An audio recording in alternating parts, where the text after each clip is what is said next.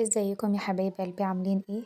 انا ضحى الصادق من مطبخ دودو. لو اول مرة تتابعيني اتمنى لايك وشير للفيديو لو عجبك والاشتراك الجميل بتاعك في القناة. هنعمل النهاردة مع بعض سريعا كده، ما خدش مننا وقت خالص، الرز البسمتي المفلفل الجميل. بطريقة سهلة وسريعة وما خدش مننا اي وقت. وتعالوا نشوف هنعمل ايه مع بعض.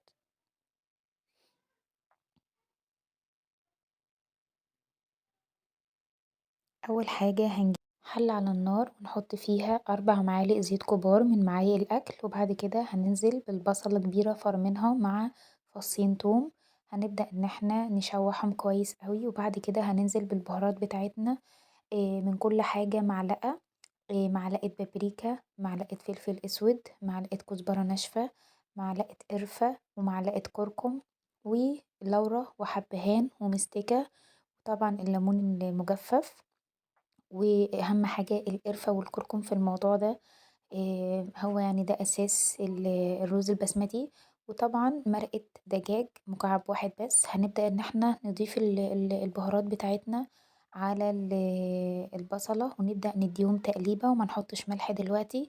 وبعد ما نديهم تقليبة حلوة كده نبدأ ان احنا ننزل عليهم بربع كوباية مية، ان هو يعني يغلوا اكتر مع بعض، يندمجوا اكتر، اللون يتعزز قوي في الرز البسمتي زي ما انتوا شايفين كده بالظبط.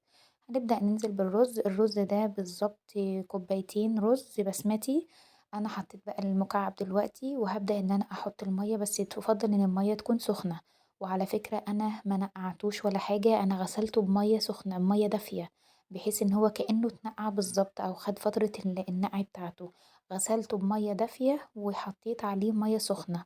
الكوبايتين رز عليهم 4 كوبايات ونص أو 5 كوبايات مية. 4 ونص ل5 بالظبط، ما تزيديش عن كده. وهنا بقى هتقدري ان انتي تحطي الملح زي ما انت عايزة. وخدي بالك ان احنا حاطين مرقة، والمرقة بتبقى فيها برضو نسبة ملح. هنبدأ نظبط الملح زي ما احنا عايزين ونغطي بقى عليه لحد ما يستوي براحته خالص. وده الشكل النهائي بتاعه. طعمه جميل قوي. حبيت ازود عليه بقى الزبيب لان بيبقى طعمه حلو جدا بالزبيب، بس برضو ما نكترش، كل حاجة المعدل الطبيعي بتاعها بيبقى احسن وافضل. طعمه جميل ومفلفل وحلو قوي. اتمنى ان الفيديو السريع ده يكون عجبكم، ولايك وشير بقى للفيديو لو عجبك، والاشتراك في القناة، وبألف هنا وشفا على القلب.